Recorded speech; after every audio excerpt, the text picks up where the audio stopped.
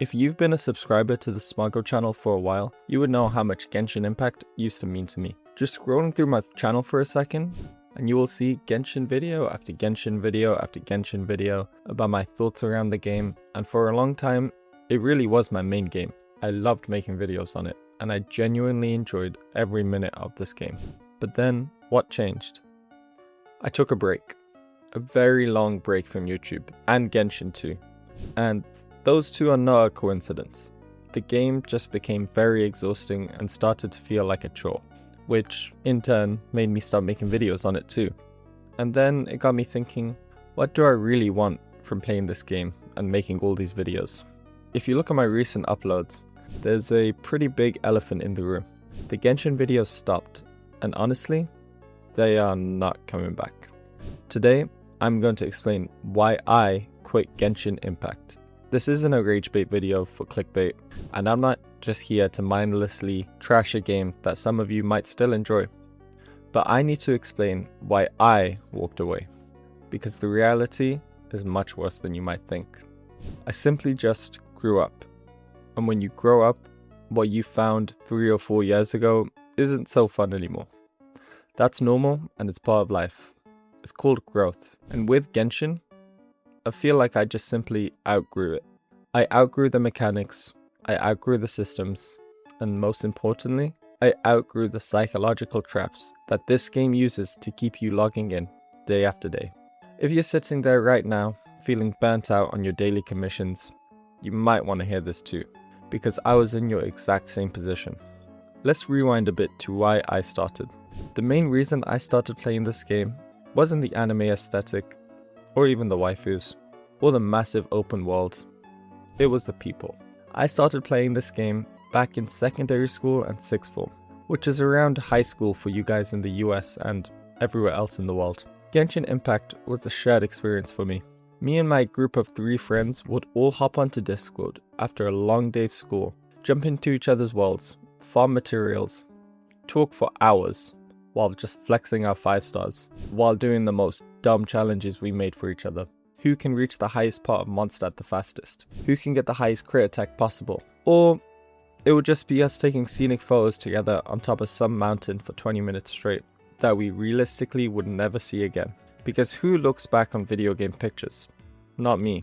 But most importantly, we were just having fun together, on a shared experience. And after all, I realized it wasn't the game. It was really the people I played it with that made the game so special. But that was years ago.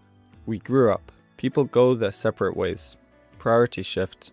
And my friends and I naturally drifted apart after we all left the same school. Eventually, I found myself logging in to a completely silent friend list. And here's the thing about Genshin. When you strip away the social aspect, you are pretty much left alone with the core gameplay loop. Without my friends to distract me from it, I had to look at what I was actually doing with my time. And what I saw was a hollow, repetitive chore. The magic was gone, and there was absolutely zero reason to stay. Let's talk about that gameplay loop. What does an actual day of Genshin Impact look like when you're in the end game? You log in, you do the exact same 4 daily commissions you've done hundreds of times before. You dump your resin, you log out. It's a digital treadmill. You're doing mindless tasks to scrape together 60 primogems a day. Why? So you can eventually pull a lever on a slot machine for a 5-star character. I like gambling as much as the next guy, but when I play a video game, I'm there to play a video game. If I want to gamble, I'll go on Rainbet. And that's the same situation I see with Genshin. I log in to play a video game, not a casino simulator dressed with an anime skin. But my biggest issue, the real reason the gameplay fundamentally lost me, is the absolute lack of skill expression.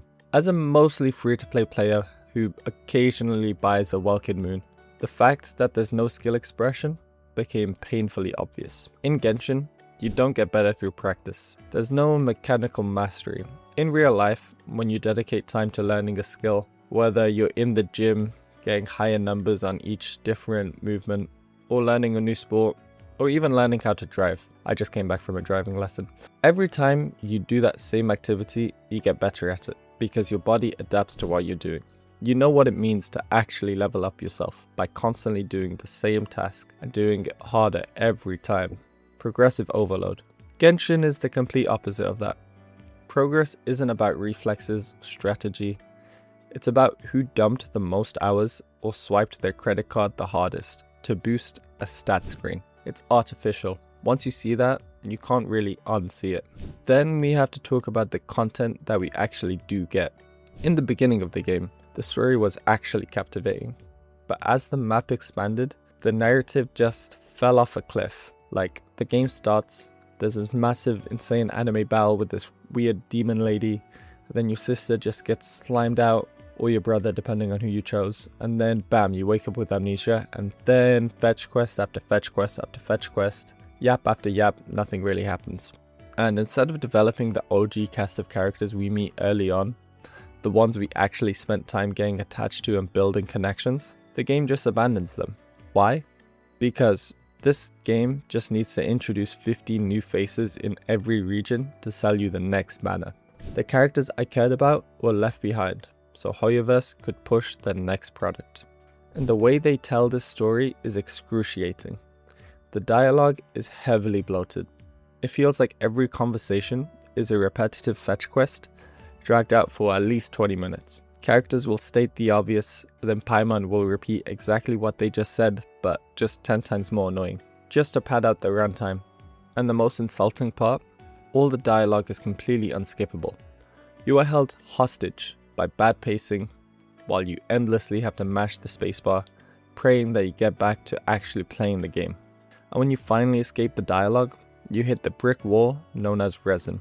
The game actively stops you from playing it because of this fake resource. Resin is just used to grind out these domains where you can either choose to get more money or more skill level up tokens or more artifacts.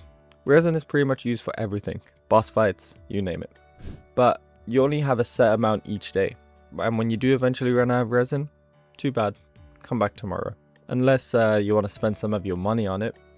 And what exactly are we spending our hard-earned resin on? The artifact domains.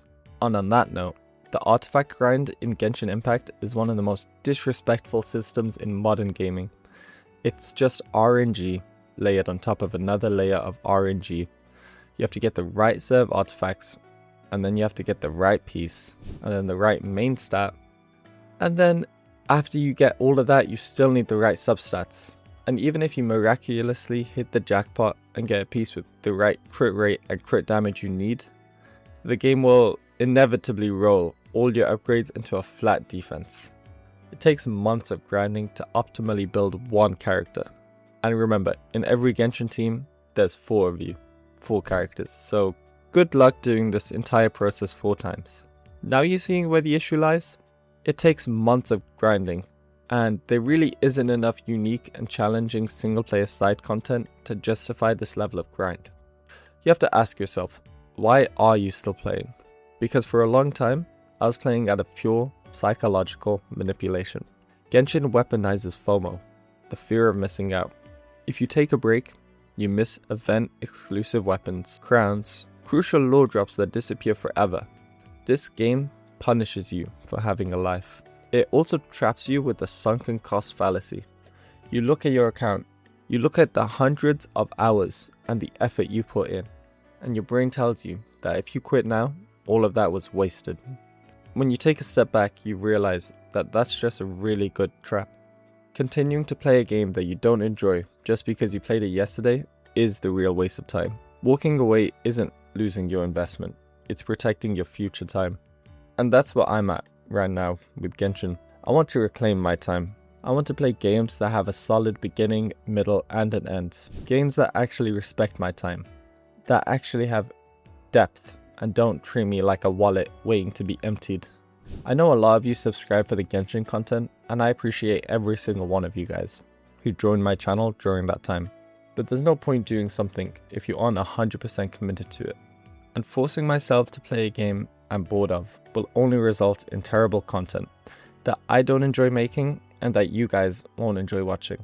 I'm very excited for this next chapter. I'm exploring new games I'd actually want to play, new styles of content, getting back to just having fun with video games. If you enjoy my content and just like hearing me yap about stuff that I like talking about, then feel free to see where the channel goes from here. And we got some pretty cool stuff lined up. But as for Genshin Impact, I'm officially logging out. Thank you guys for watching.